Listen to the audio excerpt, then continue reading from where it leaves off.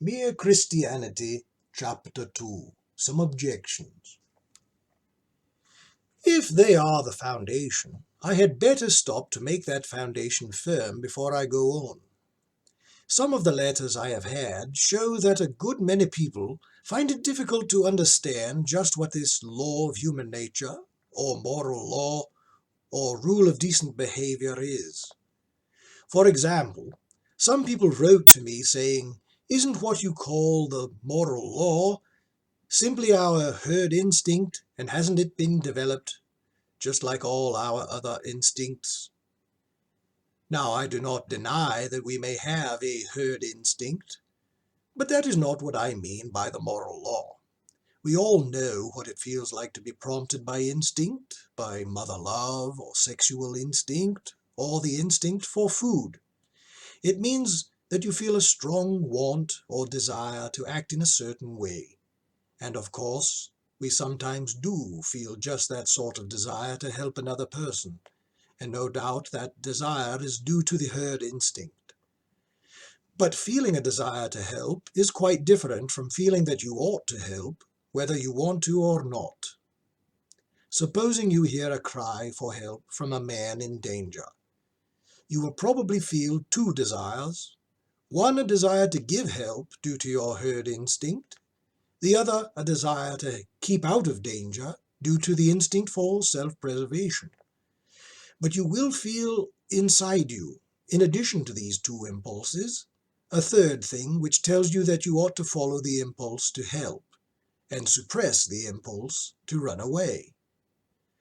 Now, this thing that judges between two instincts, that decides which should be encouraged, cannot itself be either of them. You might as well say that the sheet of music which tells you at a given moment to play one note on the piano and not another is itself one of the notes on the keyboard. The moral law tells us the tune we have to play. Our instincts are merely the keys. Another way of seeing that the moral law is not simply one of our instincts is this. If two instincts are in conflict and there is nothing in a creature's mind except those two instincts, obviously the stronger of the two must win. But at those moments when we are most conscious of the moral law, it usually seems to be telling us to side with the weaker of the two impulses. You probably want to be safe much more than you want to help the man who is drowning. But the moral law tells you to help him all the same. And surely it often tells us to try to make the right impulse stronger than it naturally is. I mean, we often feel it our duty to stimulate the herd instinct by waking up our imaginations and arousing our pity and so on, so as to get up enough steam for doing the right thing.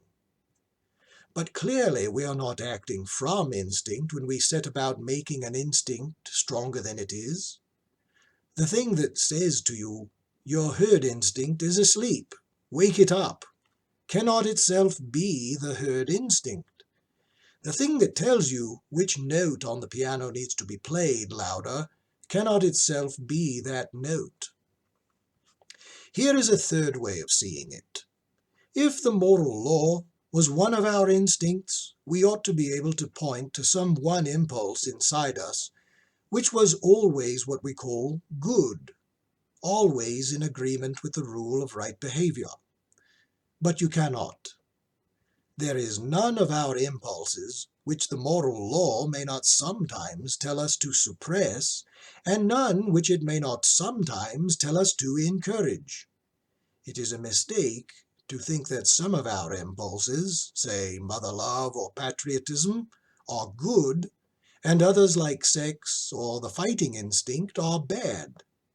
All we mean is that the occasions on which the fighting instinct or the sexual desire need to be restrained are rather more frequent than those for restraining mother love or patriotism. But there are situations in which it is the duty of a married man to encourage his sexual impulse, and of a soldier to encourage the fighting instinct. There are also occasions on which a mother's love for her own children or a man's love for his own country have to be suppressed, or they will lead to unfairness toward other people's children or countries. Strictly speaking, there are no such things as good and bad impulses. Think once again of a piano. It has not got two kinds of notes on it, the right notes and the wrong ones. Every single note is right at one time and wrong at another. The moral law is not any one instinct or any set of instincts. It is something which makes a kind of tune, the tune we call goodness or right conduct, by directing the instincts. By the way, this point is of great practical consequence.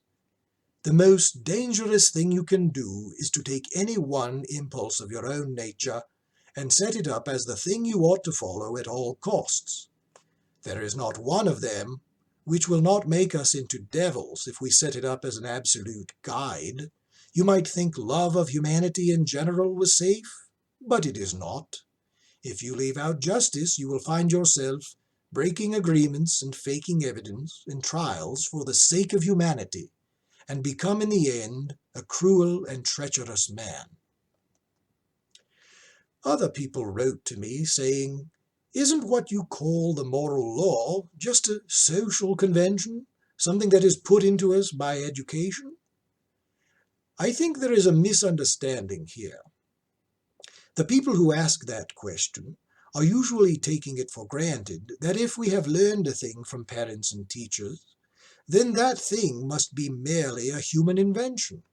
But of course that is not so. We all learned the multiplication table at school. A child who grew up alone on a desert island would not know it.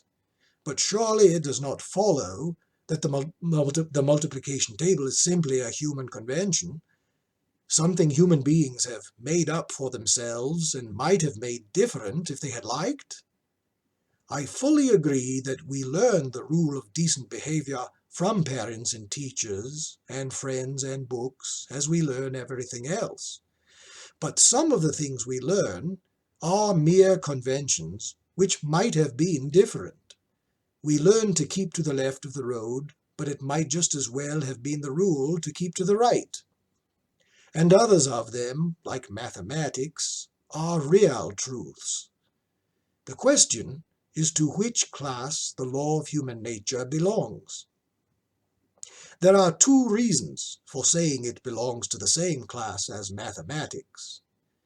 The first is, as I said in the first chapter, that though there are differences between the moral ideas of one time or country and those of another, the differences are not really very great, not nearly so great as most people imagine, and you can recognize the same law running through them all, whereas mere conventions, like the rule of the road or the kind of clothes people wear, may differ to any extent. The other reason is this. When you think about these differences between the morality of one people and another, do you think that the morality of one people is ever better or worse than that of another? Have any of the changes been improvements? If not, then of course there could never be any moral progress. Progress means not just changing, but changing for the better.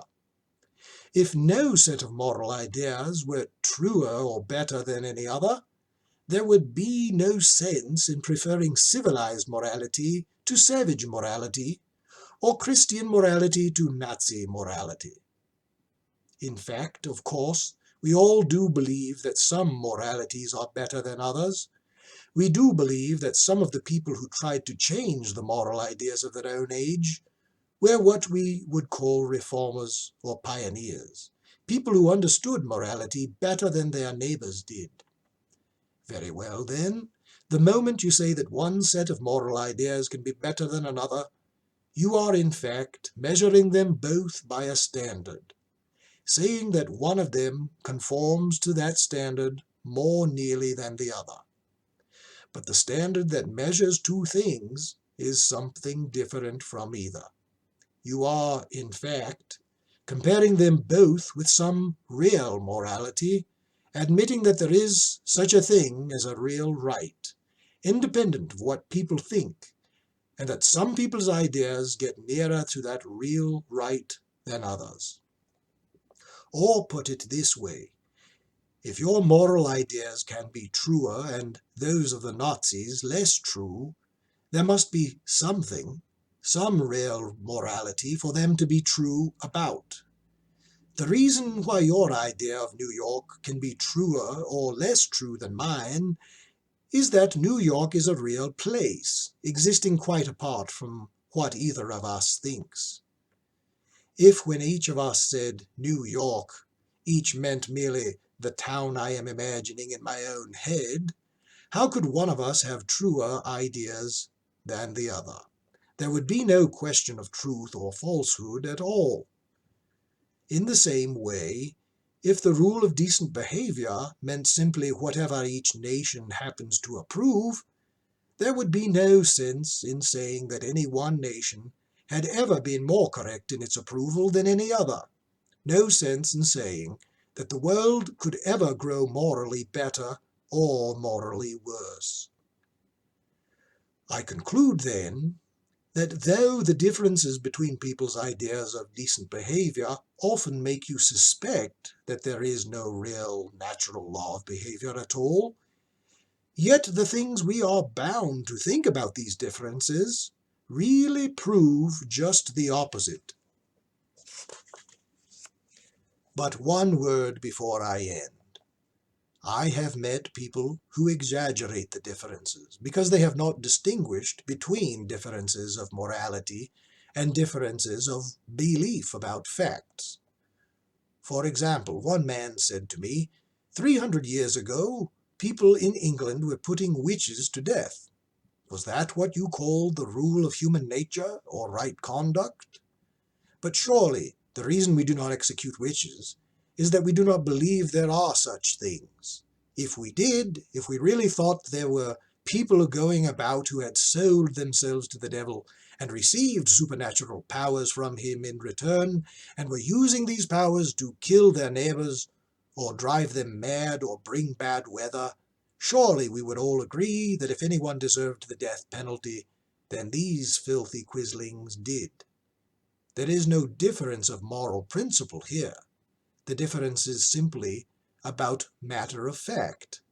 It may be a great advance in knowledge not to believe in witches. There is no moral advance in not executing them when you do not think they are there. You would not call a man humane for ceasing to set mouse traps if he did so because he believed there were no mice in the house.